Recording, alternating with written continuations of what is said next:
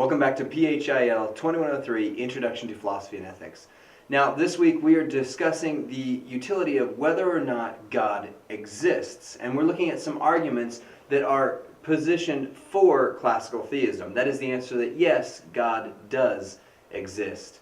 And so I want to remind you that in this, I do not believe that there is a silver bullet or there is one exact argument that proves without a shadow of a doubt that God exists. Because if there were, everyone would believe in God. There would be no question about it whatsoever. However, I do believe that the sum total of the arguments do exclude the atheistic position. So let's take this scenario for example. Let's say that there was someone who amazingly and incredibly knew 10% of everything that there ever was to know in the universe. That person would be a genius, a savant. They would be the most amazing person that's ever lived. And let's say that that person said, in all of my experience, there has never been any reason to believe there is a God. It would still be an arrogant claim by that person, because though they have understood 10% of all there is to know, which is more than any human being could even comprehend, there's still 90% of all there is to know in which God could exist that person has not known and has not come across. This is called the claim to ultimate knowledge. And a true atheistic position, one that attacks God and says there is no God, there's no evidence that proves there is a God, it comes unraveled in the point that there are at least many arguments that show that there is highly a likelihood that God exists. Let's look at two more classical positions real quick. The first is the ontological argument presented by Anselm of Canterbury. Anselm posted it this way. He said, God is the greatest of all conceivable things. A being which does not exist cannot be the greatest of all conceivable things because he lacks existence. Therefore, by definition, God must exist. Now, in many ways, this is just a play on words. God must exist because the words that we use to describe God say that God must exist. But at the heart of it, there's at least a nugget that we should look at. The next one that I want to present to you is Pascal's wager. Now, you'll get a much more robust understanding of this by reading through your book, but let me give you the basics of Pascal's wager. Pascal said it is pragmatically prudent to believe that God existed, or God exists. And he posed it this way. He essentially created what we would call an actuarial table. That means that if we look at each of these elements, let's say first we list God's existence and the likelihood that it is false, the likelihood that it is true, and then we look at our response. Yes, we say God does exist, or no, we say God does not exist. If God does not actually exist, and we say that he does, the result is that it limits our freedoms unjustly. It causes us to live life in such a way that we are being moral persons when we don't really need to be, and therefore from a hedonistic point of view, it may limit our pleasure unjustly. If God does not actually exist, and we say that God does not actually exist, then the result of it is we're just dead. That's the end of life, and that's the end of the story. Now, let's look at the actuarial table on whether God does exist. Let's say God does exist, and we say he does exist. We believe. Then the result of that is an eternal reward. Whereas if God does exist, and we say that God does not exist, the result of that is eternal punishment. And so Pascal's wager looked at this and said it is pragmatically prudent to believe and live like God exists, because if we're wrong, God does not exist, the worst thing that happens is we have limited our lives a bit. Whereas if God does exist, we are looking at eternal reward versus eternal punishment. So he said the safe bet is to believe that God does exist. Now, I will argue with you that there are reasons to believe that not only that God exists, but a very specific God, the God of the Christian Bible, exists. And I'm going to give you a few different categories of argumentation for that. First of all is the argument of the validity of the Bible. The Bible is a book that is comprised of 66 different books written by around 40 different authors over a period of just over 1,500 years. And yet there is no major inconsistency in the message of the text. Each book within the Bible supports the message of the whole. And there has never been such a great inconsistency that's been pointed out again as a silver bullet that's taken down the entire Bible. Every time someone says there is an apparent contradiction, there has been an argumentation, there's been a look at it to say that, you know what, this doesn't actually exist as a contradiction. And so for that book of such amazing scope with 40 different authors to have one central story that is supported by the whole is an amazing feat. You know, for example, if I were to put a statue in the center of a classroom and have 30 students, or even more, 40 students, sit around that statue, and each one of them describe to me what that statue was like. Each one of them write down what it was. Each would have a different view and a different perspective. Now, if I were to leave that same statue in a classroom for 1,500 years and have 40 different people over the course of that 1,500 years describe that statue, over the course of time, each one would have a very, very different take on what that looks like. And yet, 1,500 years, 40 different authors, 66 different books, and there is one central unifying message. The next argument within the validity of the Bible is that the Bible is proven to be historically accurate numerous times.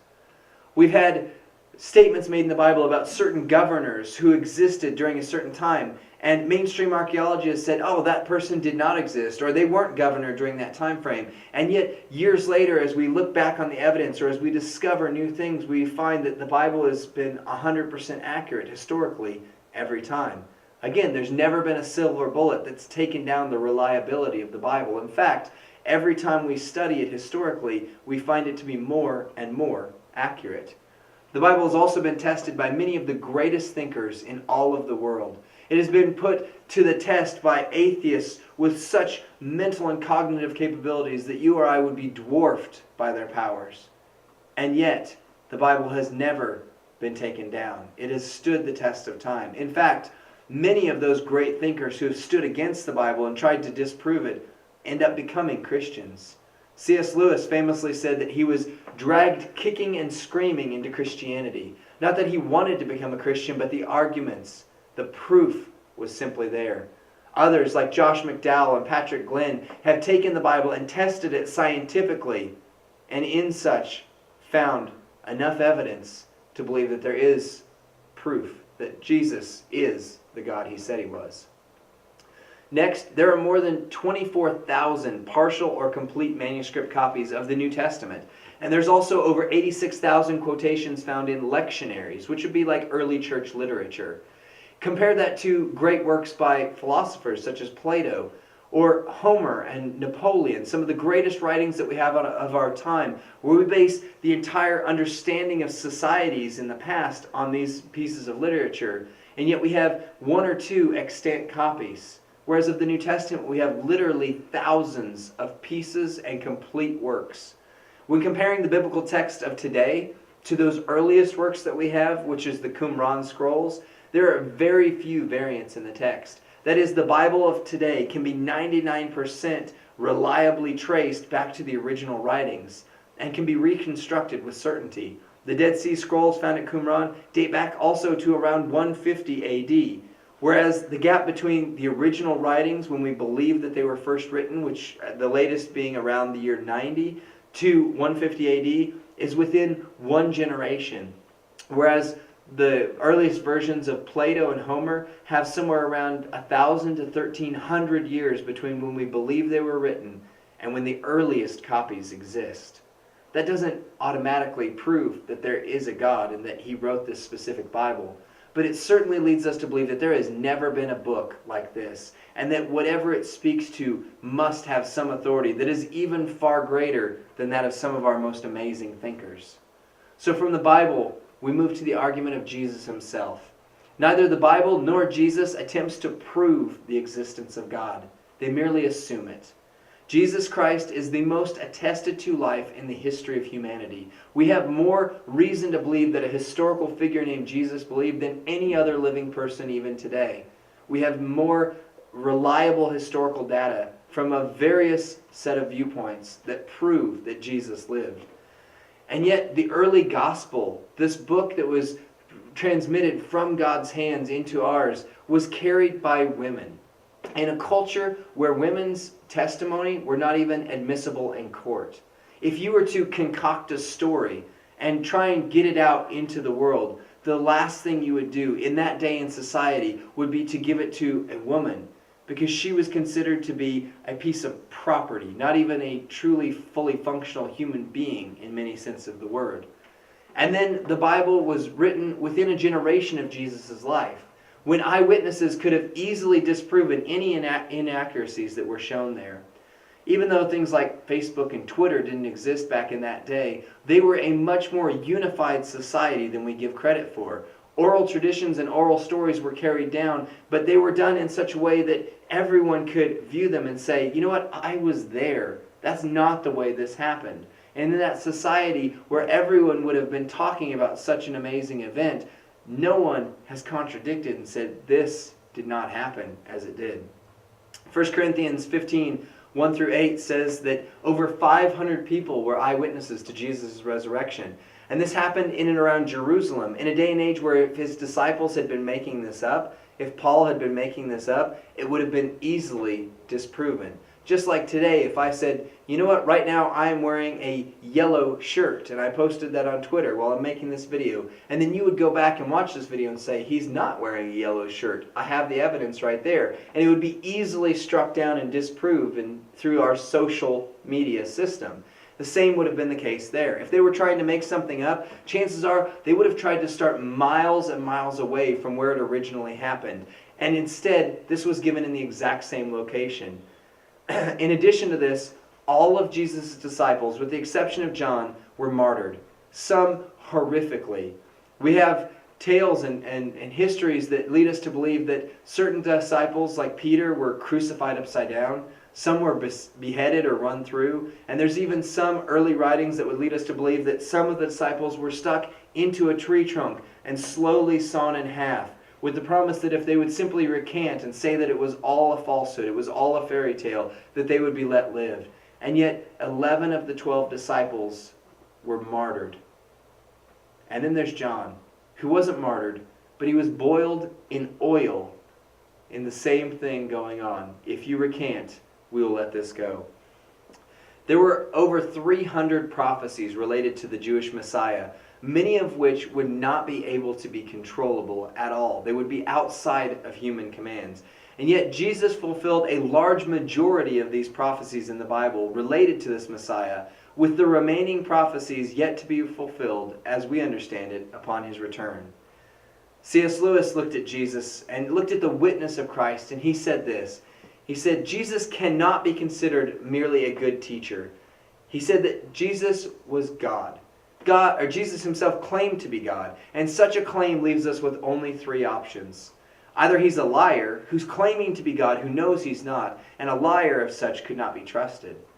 He's a lunatic, one who believes he's God and clearly is not God, and an insane person such could not be trusted on this.